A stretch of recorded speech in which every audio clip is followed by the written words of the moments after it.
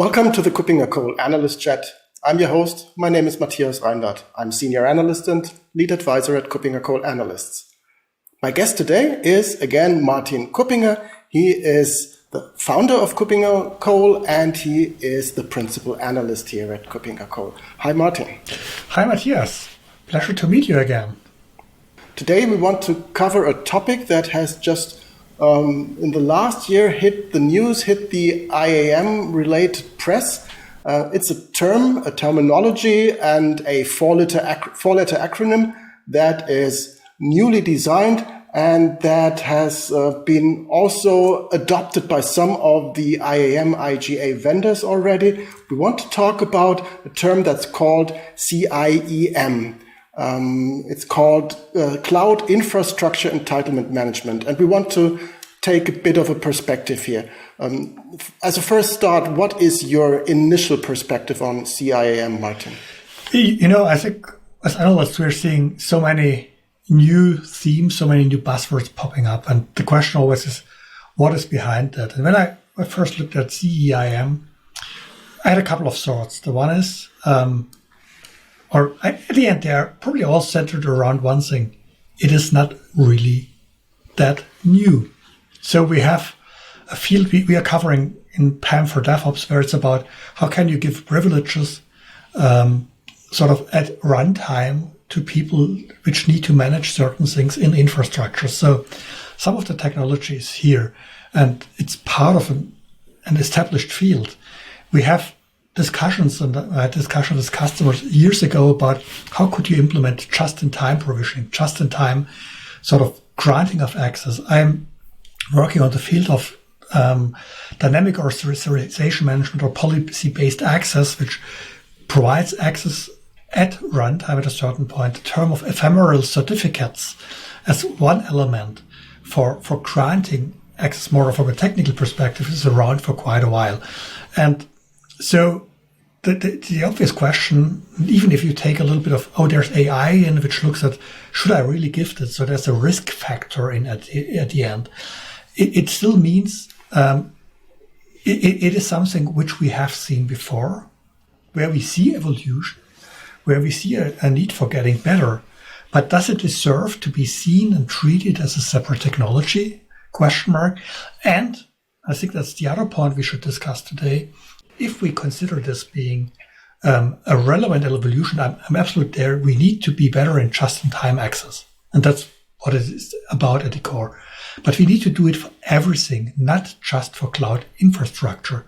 So having another point solution, and that's how it is positioned, how the term calls it, is the definitely wrong way. We need to see this as an evolution, but as a part of what we are doing already.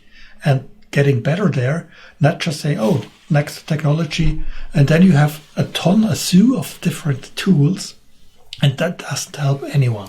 Right. One definition that I've seen around really narrows it even more. It narrows it down to software as a service solutions that do this point solution, that implement this point-to-point approach.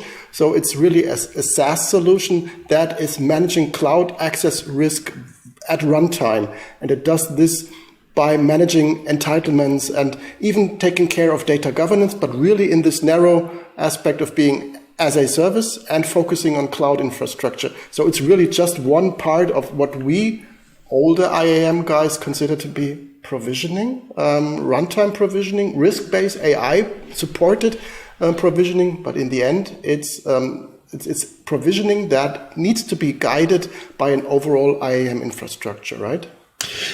I think it's part of what you do. So how do you grant access? At the end, everything we do in identity and access management is about who has access to what.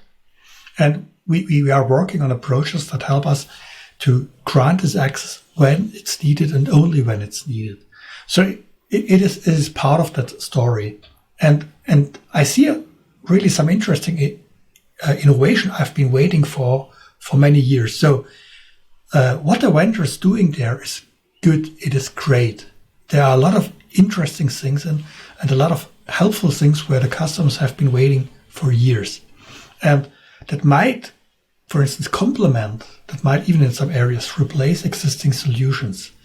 But we should not treat it as an isolated approach. We should see it as an evolution of identity management as a whole. So something we have been waiting for. And going back to your point around as a service models, yes. So if it's AaaS, I'm with you. When it comes to the delivery model, I think we should be a little bit more open. At the end, customers want to have some choice. And if you have a modern software, we can deliver it in various forms. So we can run sort of the same microservices in the containers in a private cloud or in the public cloud. And most vendors do that. There are vendors which only do software as a service from the public cloud, which also has its value if they are big enough, strong enough. But we shouldn't limit it to saying only that is the way to do it. I believe, yes, it must be available as a service, but there must be a little bit more flexibility in this. And I personally would say the entire thing is nothing else than one of the many facets which are covered very well by our overarching approach of the identity fabric. So it's one element in a bigger picture, and that's the way we should look at it. And so my concern really is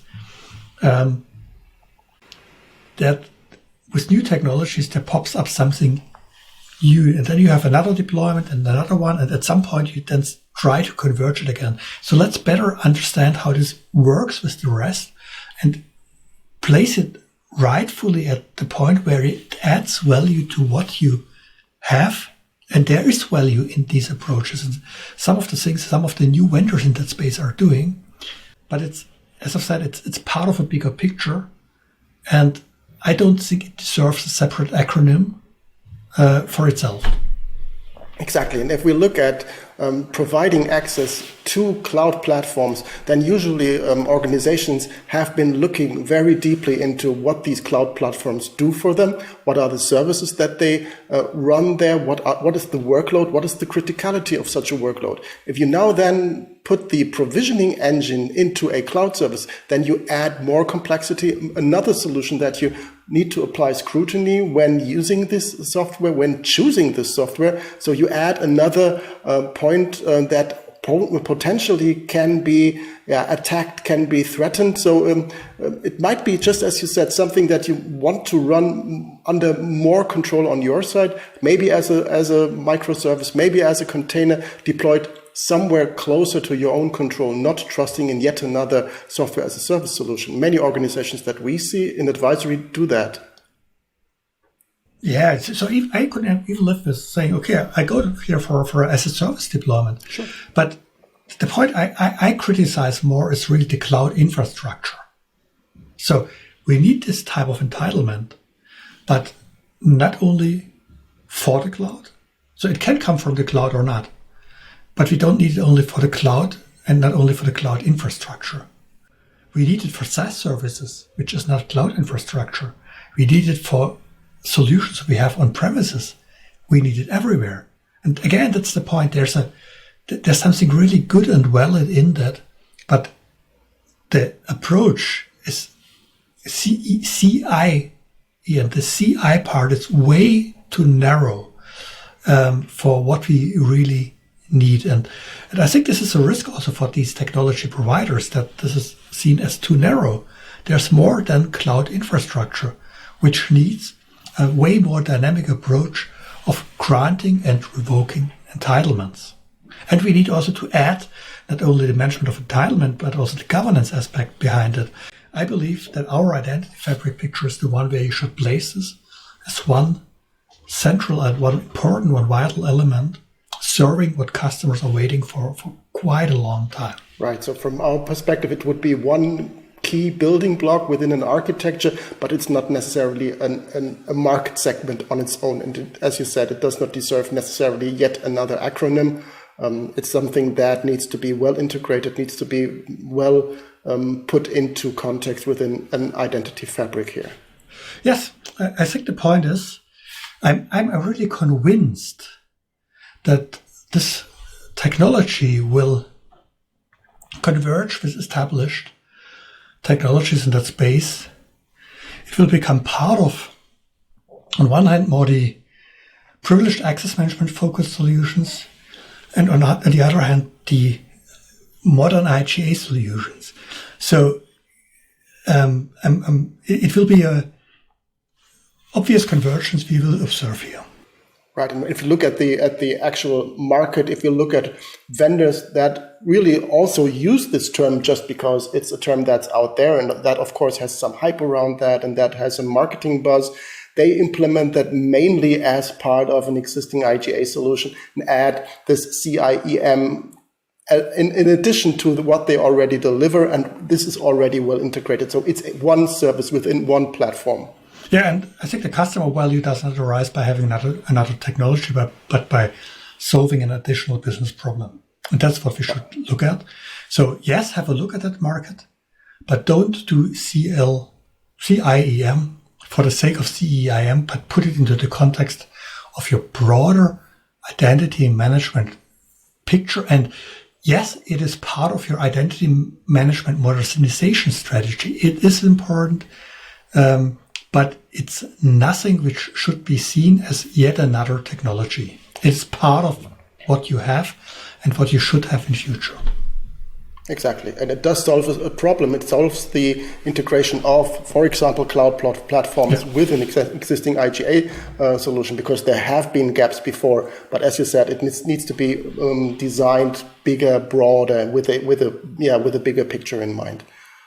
So thank you very much, Martin, for giving your perspective on this new technology term that is around there, which is not that new. And to put it into relation to what we're doing with the identity fabric. And if you have further questions, we are happy to answer additional questions. Just get in touch with us at KuppingerCole.